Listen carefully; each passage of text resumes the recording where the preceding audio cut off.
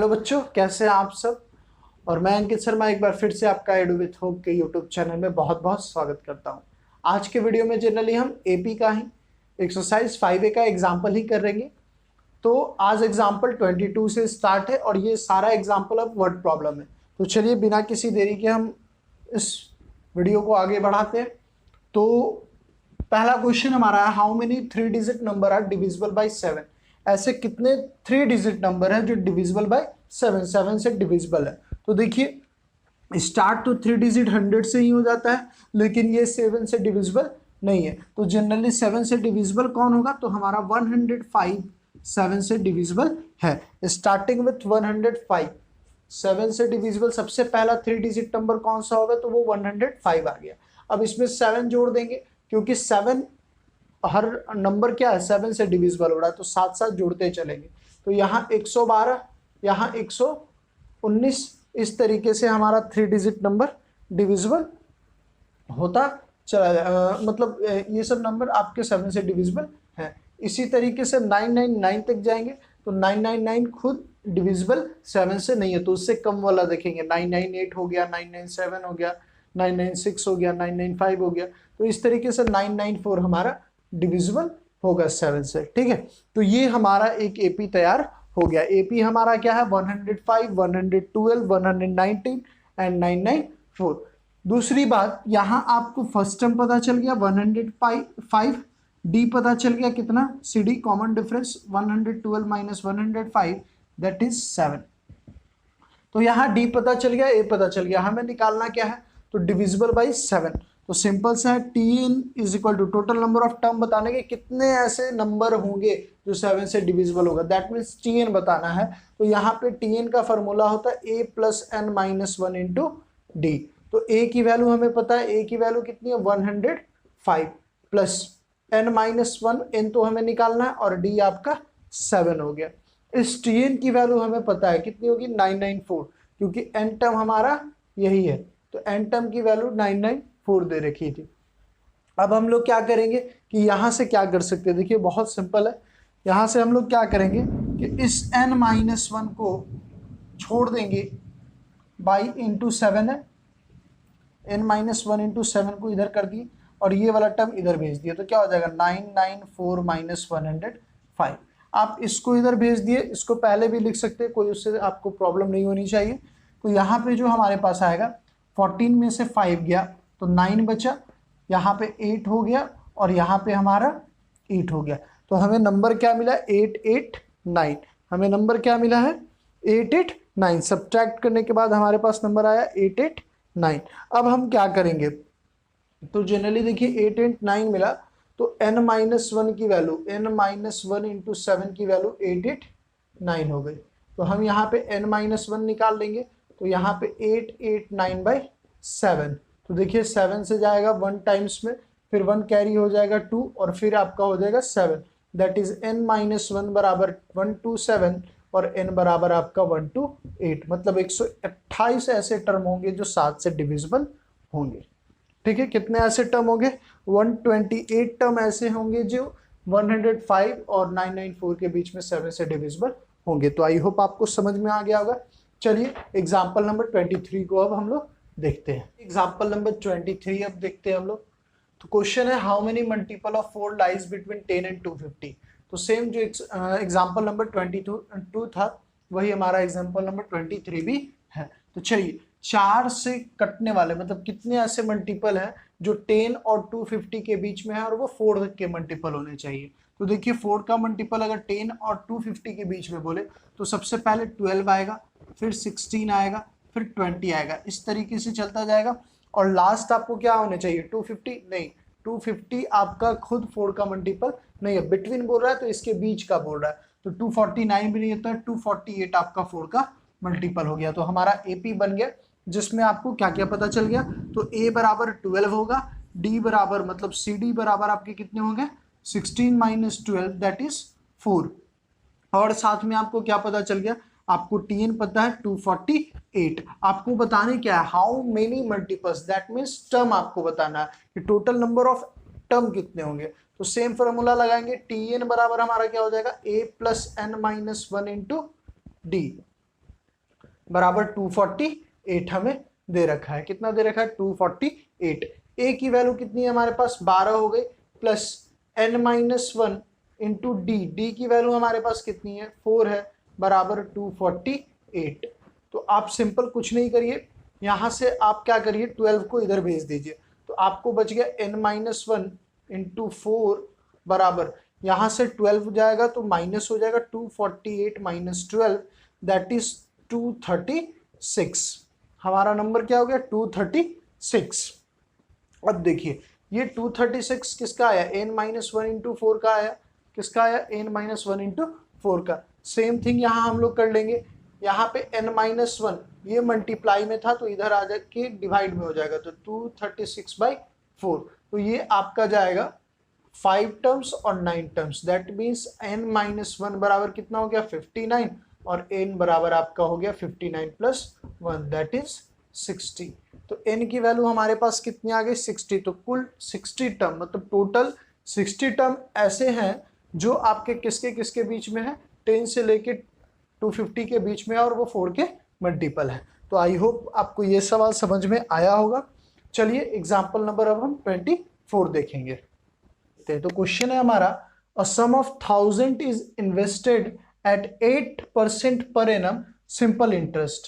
Calculate the interest at the end of 1 to 3 year.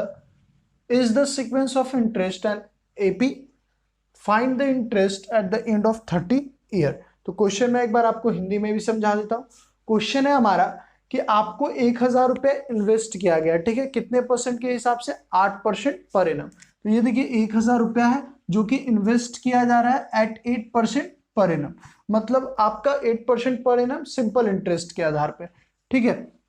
तो generally आपको क्या करना है? तो calculate the interest at the end of first, second और थर्ड ईयर, 3 ईयर का आपको इंटरेस्ट निकालना है। अगर ये इंटरेस्ट एक एपी का सीक्वेंस है, अगर ये सीक्वेंस एक एपी फॉर्म कर रहा है, तो आपको 30वें साल का मतलब 30 ईयर्स का इंटरेस्ट आपको बताना पड़ेगा। तो चलिए स्टार्ट करते हैं। तो सबसे पहले देखिए कि हमें SI 1 ईयर का, किसका? 1 ईयर का, तो ये हो जाएगा P into R into T by 100। तो प्रिंसिपल हमारे पास कितना है? 1000, R हमारे पास कितना है? 8%, और टाइम है 1 साल का, पहला साल तो 1 साल, तो ये कट गया, ये बचा 80, मतलब पहले साल का जो इंटरेस्ट है वो हमें मिलेगा 80 रुपीज का। Next year simple interest of second year, तो 1000 इंटू 8 इंटू 2 बाई 100, ये भी आपका खत्म हो गया, मिलेगा हमें 160। SI ऑफ 3 ईयर्स, मतलब simple interest of third year, यहाँ पे भी वही चीज होगा, 1000 इंटू 8 इंटू 3 बाई 100, 100 से 100 खत्म हो जाएगा, बचेगा हमारे पास क्या? तो हमें पास मिलेगा 240। तो देखिए यहाँ पे 3 साल का हमने इंटरेस्ट काफी इजीली निकाल लिया। तो हमारे पास एपी क्या बनता हुआ दिख रहा है? तो 80, 160 इंटरेस्ट जो हमें मिल रहा है, और 240। तो क्या ये एपी बन रहा है? तो हाँ एपी बन रहा है, क्योंकि हर जगह पे CD 80 का है, कॉमन डिफरेंस कितने का है? 80 का कॉमन डिफरेंस है। आपको निकालने क्या है? तो yes it is yes this AP is showing a sequence of an AP. अब यहाँ पे क्या हो रहा है कि find the interest at the end of 30 year, मतलब T30 की वैल्यू आपको निकालनी है। तो इसको हम क्या लिख सकते हैं? A plus 29D। तो A की वैल्यू हमारे पास कितनी है? तो A की वैल्यू 80 हो गई, तो 80 रख दी, प्लस 29 इंटू डी की वैल्यू भी कितनी है? 80 है। तो बहुत सिंपल है, 29 इंटू 80 कर लेते हैं, तो नॉर्मली 8 से कर लीजिए, 9 8 72, 2 7 कैरी हो गया, 8 दूनी 16 और 7, तो ये 3 2 3 2 0, तो यहाँ पे हमारा निकला 80 प्लस 2 3 2 0, दैट मीन्स 2400। तो 30 साल का जो आपको 30 साल बाद जो इंटरेस्ट मिलेगा वो कितना मिलेगा? 2400 रुपये आपको इंटरेस्ट मिलेगा। तो बहुत सिंपल तरीका था। सिर्फ क्वेश्चन देखिए, क्वेश्चन आपके लंबे हैं लेकिन ये सॉल्यूशन उतना ही आसान और उतना ही इजी है। चलिए, तो आई होप आपको समझ में आ गया होगा। चलिए अब नेक्स्ट एग्जाम्पल नंबर 25 को हम लोग देखेंगे। चलिए एग्जाम्पल नंबर 25 को देखते हैं। एक चीज और, जो एग्जाम्पल नंबर 25 है वही एग्जाम्पल नंबर 26 पे है, या फिर जो हमने 24 किया वही आपका 5 भी है। तो जनरली इसको मैं एक और करवा दे रहा हूँ, 26 आपको खुद से करना होगा और आपको कमेंट सेशन में उसका आंसर मेंशन करना होगा बनने के बाद। तो चलिए स्टार्ट करते हैं। क्वेश्चन है हमारा, Tanvi join her job in a company in the year 2015। Tanvi नाम की एक लड़की है जो एक जॉब को किसी कंपनी में जॉब करने के लिए ज्वाइन कर रही है। और कब ज्वाइन कर रही है? 2015। मंथली सैलरी उसकी 40,000 है। कितनी हो जाएगी? मंथली सैलरी उसकी 40,000 है with an annual increment of 2,500। मतलब पहले जिस साल वो ज्वाइन कर रही है, मान लीजिए 2015 में वो ज्वाइन कर रही है, तो उस समय उसकी जो मंथली इनकम है वो कितनी है? 40,000 की है। तो ये पूरे साल 40,000 जाएगा। जैसे ही 2016 आएगा उसकी सैलरी इंक्रीमेंट होगी, मतलब 2,500 रुपया उसका सैलरी बढ़ जाएगा। तो जब बढ़ने की बात होगी तब सैलरी कितनी हो जाएगी? तो 42,500 हो जाएगी। उसी तरीके से फिर अगले 2016 में ये हुआ, 2017 में उसकी सैलरी कितनी हो जाएगी? तो 2017 में उसकी सैलरी 45,000 हो जाएगी। तो इस तरीके से सैलरी उसका बढ़ता चला जाएगा। तो आगे क्वेश्चन को देखते हैं। बोल रहा है in which year she will get 65,000 as monthly salary. तो ऐसा कौन सा साल आएगा जिस साल वो 65,000 रुपया कमाएगी? 65,000 उसको मंथली सैलरी मिलने में लगेगा। बहुत बड़ा अमाउंट हुआ। तो चलिए देखते हैं। तो यहाँ पे हमको ए पता है कितना है, 40,000 हो गया।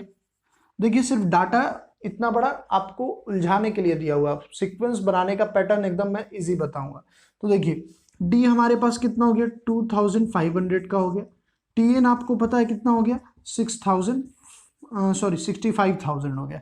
कुछ नहीं करना है, टी एन का फॉर्मूला हमें बस लगा देना है, a plus N minus 1 into d बराबर 65,000। यहाँ पे ए की वैल्यू कितनी हो जाएगी? तो 40,000 हो जाएगी, plus N minus 1 into D हमारे 2500 65,000। अब ये 40,000 ये इधर जाके सब्ट्रैक्ट हो जाएगा, तो हमें मिलेगा n माइनस 1 इंटू 2500। देखिए अब ऐसा नहीं कि आप 0 घटाने लगे, आप सिंपल 65 में से 40 को घटाइए तो कितना हमें मिलेगा? 25। आपको 10 बस 3 जीरो उस पर बैठा देना है। तो आपको वैल्यू क्या आया? n माइनस 1, ये मल्टीप्लाई में है तो इधर आके डिवाइड में हो जाएगा। तो 25,000 डिवाइडेड बाई 2500, 2 जीरो से 2 जीरो खत्म हो गया, ये 10। मतलब n माइनस 1 बराबर 10, n बराबर क्या हो जाएगा? 11 साल। मतलब 2015 से 11 साल बाद आपका क्या हो जाएगा? ठीक, जो 10वां साल होगा वो आपका क्या हो जाएगा? उसका सैलरी का 65,000 मिलना शुरू हो जाएगा। ठीक है, तो n बराबर 11 ईयर्स और 2015 में इसको क्या मिलने लगेगा? 65,000 का पेमेंट मिलना शुरू हो जाएगा, क्योंकि 2015 में 40,000 मिल ही रहा है। ठीक है, तो 10 बार ये वैल्यू बढ़ेगी, मतलब 2015 में उसको 65,000 मिलना शुरू हो जाएगा। तो आई होप आपको समझ में आया होगा। एग्जाम्पल नंबर 26 सेम पैटर्न पे, इसके कारण मैं इसको नहीं करवा रहा हूँ, तो उसका बनाना आपको रहेगा। ठीक है, तो वीडियो अगर आपको पसंद आए तो please like and subscribe our YouTube channel. और आज एग्जाम्पल्स आपके खत्म हो चुके हैं, तो अब हम नेक्स्ट वीडियो में एक्सरसाइज के साथ मिलेंगे। तब तक